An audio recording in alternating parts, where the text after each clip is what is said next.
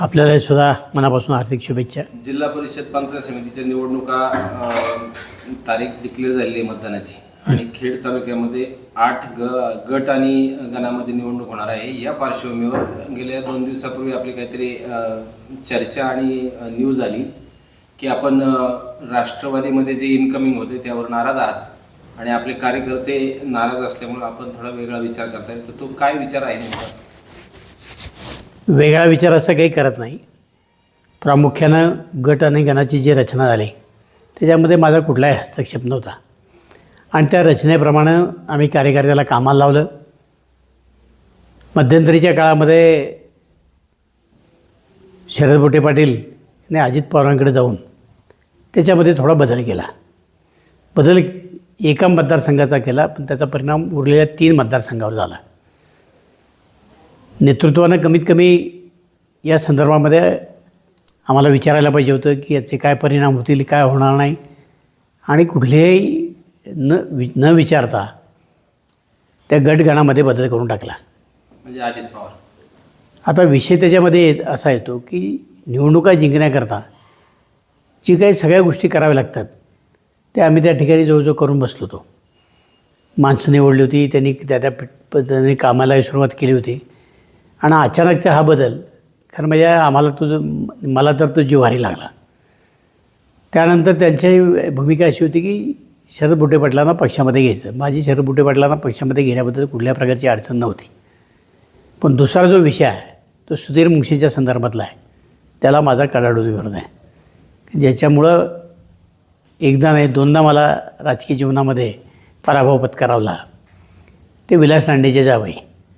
विलास रांडे माझ्या तालुक्यामध्ये इतका प्रचंड हस्तक्षेप करतात की त्यांनी त्यांच्या भाच्याला निवडणुकीला उभं केलं. त्यावेळेला प्रचंड त्रास त्यांनी दिला. एका बाजूला जाऊन भोसरीमध्ये राष्ट्रवादीचं काम करायचं, इकडं आलं की वेगळं काहीतरी भूमिका घ्यायची आणि मग त्याचा परिणाम माझ्या राजकीय जीवनावर होतो. उमेदवार पडले तर तुम्ही म्हणता तुमचे उमेदवाराच निवडून आले नाही. बरं, ह्या सगळ्या उमेदवाराला ताकद द्यायचं काम पक्षनेतृत्वाकडनं होतच नाही किंवा पक्षाकडनं होत नाही. आम्ही पक्ष सांभाळायचा, कार्यकर्ते सांभाळायचे, निवडणुका लढवायच्या आणि मग निवडणुकीमधल्या काही ज्या चाली आहेत त्या जर बिघडल्या तर आम्हाला अपयश होतं. आज जर अशा प्रकारचं परत तो खेळ होणार असेल तर त्याच्यापेक्षा राजकारणापासून दूर गेलं कधीही चांगलं. कारण तुम्ही रिझल्टही मागणार आणि तुम्ही आम्हाला न विचारता काही गोष्टी करणार, हे आमच्या दृष्टीने आम्हाला परवडणारं नाही किंवा पटत नाही. अशा प्रकारची ती भूमिका आहे. आता माझा पराभव झाला हे मला मान्य आहे. त्याला अनेक कारणं असू शकतात. सगळ्या गोष्टी मला बोलायच्यात असं अजिबात नाही, मी त्या बोलणार बी नाही. परंतु तो मी स्वीकारला आणि तरी पक्षाचं काम नेटाने करायला लागलो. मग आता काम एखादा दुखावलेला माणूस जर पक्षाचं नेटाने काम करतो, तुमच्या प्रत्येक हाकेला भाव देतो, तुमच्या प्रत्येक गोष्टी करता तरी, तर त्याच्याकडनं तुम्ही अपेक्षा काय ठेवायच्या? आणि गेल्या वर्षभरामध्ये पक्षानं पक्ष संघटना म्हणून काय काय उपाययोजना केली ते तरी त्यांनी सांगावं. जो पक्षाचा जिल्ह्याचा अध्यक्ष होता तोच मुळात विरोधामध्ये होता. त्याची भूमिका चुकीची होती. 10 वेळा सांगितलं याला बदला बदला बदला. शेवटी ज्यावेळेला तो यांच्यावर बोलला, पक्ष कोलतो मानला, त्यावेळेला पक्षाने त्याला पक्षातनं काढायचा विचार. म्हणजे केवळ सत्ता असून उपयोगाची नाही, संघटनासुद्धा ती फार मजबूत असावी लागते. आणि संघटना इतकी कमकुवत आहे की त्या आमदाराला, त्या कार्यकर्त्याला संघटनेचा काहीच फायदा होत नाही. मग मी 10 वेळा त्यांना जाऊन सांगितलं की बाबा तुम्ही काही ते फेरबदल करा, संघटनेमध्ये काही गोष्टी कराव्या लागतील, मागची बाजू सांभाळायला संघटना पाहिजे. पण तसा कुठलाही बदल त्यांनी केला नाही. आता निवडणुका चे सुतोवाच झालेले साधं 2, 2.5, 3 महिने आले. आम्ही काही गटामध्ये गणामध्ये कार्यकर्त्यांना काम करायला सांगितलं. त्यांनी आता निवडणुका ह्या काय आपोआप होतात असं काही नाही, सगळ्यांना सगळ्या गोष्टी कल्पना आहे. त्या बिचाऱ्यांनी रात्रीचे दिवस केले, पायपीट केली, घरनाघर केलं. अचानक तुम्ही उद्या जर निर्णय बदलला तर मी त्या कार्यकर्त्याला काय सांगू? मी माझ्यामुळे त्याची राजकीय हत्याच होणार आहे ना. मी पक्ष नेतृत्वाने निर्णय घेताना जर खालच्या कार्यकर्त्याला विचारले नाही तर त्याची काय अवस्था होती ती आज माझी झालेली. यातनंही मी मार्ग काढेल, मला अडचणीचं काही वाटत नाही. परंतु माझी अडचण एवढीच आहे की जिल्ह्यामध्ये ज्या पद्धतीनं पक्ष नेतृत्वाने निर्णय घ्यायला पाहिजे तसे पक्ष नेतृत्व निर्णय घेत नाही आणि कुठल्या प्रकारची पक्षाच्या संदर्भातली चर्चा आमच्यात होत नाही. त्यामुळं पक्ष संघटना कमकुवत होत चालली आणि त्याचा तोटा हा मला बस झाला. त्याचा तोटा आता माझ्या पुढच्या कार्यकर्त्यांनासुद्धा होण्याची शक्यता आहे. आणि म्हणून किंवा तुम्ही आम्हाला एकदाच सांगा ना काय सांगायचं ते काय. मला तर आता काही राजकारणात फार हौस आहे किंवा आणखीन काही घडवायचं आहे अजिबात इच्छा राहिलेली नाही. केवळ अनेक वर्ष त्यांच्याबरोबर काम केले आणि ते म्हणतील त्याप्रमाणे मी वागलो आहे. त्यावेळेला मी हा विचार केला नाही की माझं उद्या काय होणार आहे आणि त्याचा फटका बसला नाही मला असं अजिबात नाही. माझ्या निवडणुकीच्या कालखंडामध्ये शरद पवार 5 वेळा येऊन गेले. त्यांनी त्यांच्या पद्धतीने जे काही डाव प्रतिडाव करायचे ते सगळे केले आणि मला पाडण्याकरता जे लोक ज्यांनी कंबर कसली त्याच्यामध्ये सुधीर मुंगसे काय विलास लांडे आहे. आता ह्या सगळ्या लोकांना तुम्ही जर परत आणला तर मग हे माझा फायदा करणार आहे की तोटा करणार आहे. त्यामुळं माझी ती खदखद आहे ती मी बोलण्याचा प्रयत्न त्या निमित्तानं केलेला आहे. समजा उद्या सुधीर मुंगसेंचा दादांच्या माध्यमातून प्रवेश झाला तर तुम्ही पक्ष बदल करणार आहे का? पक्ष बदलायचं वगैरे नाही. थांबू शकतो ना राजकारणात. राजकारण केलेच पाहिजे असं काही नाही माझं. आता वर्षभरामध्ये मला काहीच पंचायत समितीला एक किंवा गोष्ट समितीला जे कार्यकर्ते त्यांना न्याय कसा देणार? पक्ष तर तुम्हाला स्वीकारला पाहिजे. नाही. आता एक गोष्ट अशी आहे त्यांना न्याय द्यायच्या संदर्भातनं पक्ष निर्णय घेईल. मी आपलं माझं काम थांबवेल याच्या पलीकडे काही करणार नाही. मला काय आता राजकारणात फारसं इंटरेस्ट राहिलेलं नाही. अशा पद्धतीने जर नेते मंडळी ज्यांच्या जेव्हा आपण राजकारण ते अशा पद्धतीने जर वागणार असतील तर त्याच्यापेक्षा राजकारण सोडून घरी बसले सगळ्यात उत्तम ना. सुधीर मुंगसेंना समजा तुमच्या दबावाच्या किंवा तुमच्या भूमिकेमुळं नाकारलं आणि शरद बुटे तर आलेले आहेत तर मग तुमचं काम कंटिन्यू राहील. शरद बुटेंना विरोध नाहीच नाही. शरद बुटे माझ्या विधानसभेच्या वेळेला मला काम केलेलं आहे ना. त्याच्याबद्दल विरोध असं काय ते त्यांच्या जिल्हा परिषद गटापुरतं मर्यादित आहे. त्यांना फक्त आपण पंचायत समितीच्या बाबतीत त्यांच्याशी कशी माझी काही तडजोड नाही. एक 2-3 मोठे नेते किंवा 2 नंबरचे नेते जे तालुक्यात आहेत ते राष्ट्रवादीमध्ये प्रवेश करणारे किंवा शरद पवारांशी संबंधित आणि एकनाथ शिंदेशी संबंधित आहेत असे आहेत. त्या संदर्भातली काही चर्चा तुमच्या कानामध्ये नाही? नाही. आता चर्चा अनेक प्रकारच्या चर्चा असतात. त्या चर्चेला काही महत्त्व नसतं आणि जोपर्यंत प्रत्यक्ष आपल्या कानावर येत नाही तोपर्यंत आणि त्या असं जर कुणी जाणार असेल आणि पक्ष स्वीकारणार असेल तर माझं काय अडचण असायचं काही कारण नाही का ना. मग कार्यकर्ते आणि आम्ही बसून निर्णय काय घ्यायचा तो घेऊ. भविष्यात विधानसभेचं थोडंसं विषय डोक्यात ठेवून हे प्रवेश होतात की जिल्हा परिषद पुरतं मर्यादित आहे? तुम्हाला काय वाटतं? आता विधानसभा असू शकते, जिल्हा परिषद असू शकते, कुठल्याही गोष्टी असू शकतात ना. ज्याची त्याची आकांक्षा असते किंवा इच्छा असते आपल्याला काय व्हायचं त्याप्रमाणे ते निर्णय घेतात. जाण्याचे ज्या चर्चा आहे त्याबाबत तुमचं काय? नाही. असली कुठल्याही प्रकारची चर्चा झालेली नाही भारतीय जनता पक्षाबरोबर. ह्या पत्रकारांनी मांडलेला अंदाज आहे. अशी कुठल्या प्रकारची चर्चा नाही. भविष्यात जर तुम्हाला ऑफर आली तर तुम्ही स्वीकारणार? मी तर मगाशी सांगितलं आहे की आता राजकारणापेक्षा घरी बसणं जास्त पसंत करेल. त्यांची ऑफर स्वीकारायची ना. आता अजून किती वर्ष राजकारण करायचं त्याच्यापेक्षा शांत बसणं मी जास्त पसंत करेल. जर न विचारता प्रवेश झाले तरच हा विषय. हो तसंच तरच हा विषय आहे. मी जर माझ्या कार्यकर्त्याला न्याय देऊ शकलो नाही आता राजकारणामध्ये. तुम्ही जिल्हा परिषद आणि पुढची विधानसभा लढणार आहे. आता ह्या जर तरच्या गोष्टी आहेत. पुढं काय होतं कुणाला माहीत नाही. आपल्याला कल्पना आहे. त्यामुळं विधानसभा लढणार आहे की नाही. पण जिल्हा परिषदेमध्ये मी आत्ता गेली 2-3 महिने सगळ्या प्रकारच्या जेवढी यंत्रणा कामाला लावायची तेवढी लावून झालेली आहे. पक्ष जो प्रचार झालेला आहे लोकांचा 2-2, 3-3 फेऱ्या झालेल्या आहेत. त्याच्याकरता लागणाऱ्या सगळ्या गोष्टी लोकांनी केलेल्या आहेत आणि अशा विषयामध्ये कुठल्याही प्रकारचा बदल मला हा आता अपेक्षित नाही आहे. तुम्हाला विश्वासात घेता जिल्हा परिषद पंचायत समितीचं तिकीट वाटप होईल असं तुम्हाला काय वाटतं? नाही. असं आहे. तुम्हाला माहिती आहे की राजकारणातली खूप मोठी स्थित्यंतर घडलेली आहेत. पूर्वीसारखे कार्यकर्ते किंवा पक्षांना दिलं नाही म्हणून शांत बसतात अशी काय राहिलेली नाही. मी एकटा शांत बसेल पण बाकीच्यांना अनेक मार्ग मोकळे आहेत. ते त्या मार्गाने जातील. याच्या पलीकडे दुसरं काय होणार आहे. आज आम्ही मागच्या राजगुरुनगर असेल, चाकण असेल किंवा आळंदी असेल नगर परिषदेचं बघितलं तर सकाळी एका पक्षात, दुपारी एका पक्षात, संध्याकाळी पाहिजेत. आता पूर्वीसारखं ही का नाही जिथनं संधी मिळेल तिकडनं लोक जातात. आता सगळ्या निवडणुका आर्थिक बलावर आलेल्या आहेत.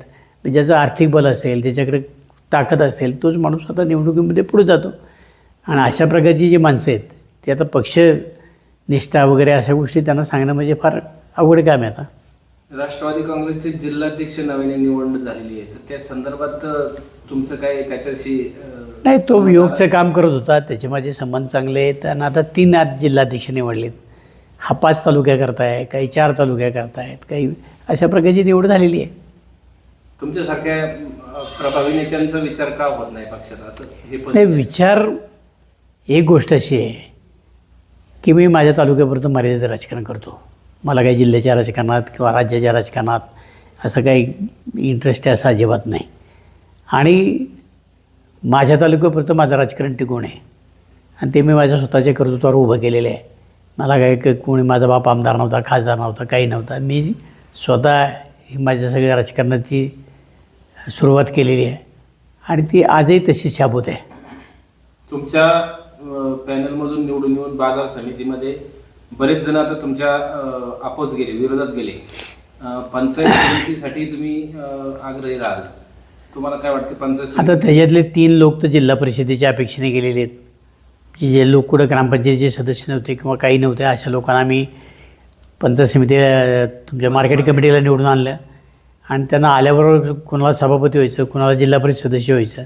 अशा अति मोठ्या महत्त्वाकांक्षेपोटी काही लोक गेलेत. काळ हे त्याचं उत्तर आहे ना. तुम्ही नेहमीच तुमच्या भाषणात ती टीका असते की विधानसभेत बदल झाल्यानंतर विकास कामे झालेली नाहीत, तर मग जिल्हा परिषद पंचायत समितीच्या निवडणुकीमध्ये त्याचा परिणाम होईल असं तुम्हाला वाटतं का? मुळामध्ये एक गोष्ट लक्षात ठेवा की कुठलंही मोठं काम करायचं असेल तर राज्य शासन पाठीशी असल्याशिवाय ते होत नाही. मोठा एखादे पूल घ्यायचे असतील, मोठ्या इमारती बांधायची असतील. दुर्दैवाने 1 वर्षापूर्वी बऱ्याच कामाची आपण भूमिपूजन केली, मंजुरी आल्या. त्याच्यामध्ये प्रशासकीय बिल्डिंग प्रामुख्याने कृषी विभागाची बिल्डिंग आहे. ह्या बिल्डिंग आपण त्या ठिकाणी मंजूर करून आणल्या. त्याच्यानंतर हुतात्मा स्मारक असेल, आता गेल्या वर्षभरामध्ये तिथं पैसेच आले नाही. त्याचं कारणच असं आहे की बा सत्ताधारी पक्षाचा आमदार नसेल तर तो तिथनं पैसे आणू शकत नाही किंवा तिथं जास्त त्याची मागणी मान्य केली जात नाही. दुर्दैवाने हे घडलेलं आहे. दुसरी गोष्ट, या तालुक्यामध्ये दरवर्षी मी 1-2 पूल कुठनं ना कुठनं आणायचं बजेटमधनं.